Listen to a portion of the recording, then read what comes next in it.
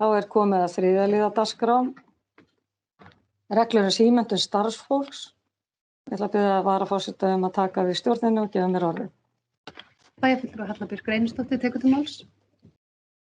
Forseti, ágætu bæjarfulltrúar, hér er komið til umræðu og samþykktar breytingar á reglum hétu reyndar símenntun starfsfólks, verður núna breytt í starfsþróun starfsfólk og þetta eru, ég svo sem ekki að lesa þetta mikið yfir, en þetta eru aðalega minniháttar svona orðalagsbreytingar og breytingar orðum í tengslum við stjórnsýslubreytingarna sem hafa verið gerðar.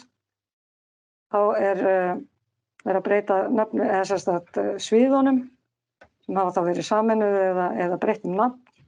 Síðan er allstað það sem kemur fyrir orðið símenntun, sett starfsþróun í stað þess. Annars eru reglurnar bara óbreyttar svona í grunninn. Þannig að ég ætla ekki að hafa fleiri orðum það, heldur legg þar hér fram til samþykktar. Það er stjórnin.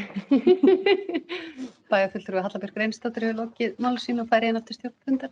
Takk fyrir það og orðið er laust. Það fleiri ekki hvað sér hljóð sem geta samþykkt þessar breytingar gefið merki. Það eru 11.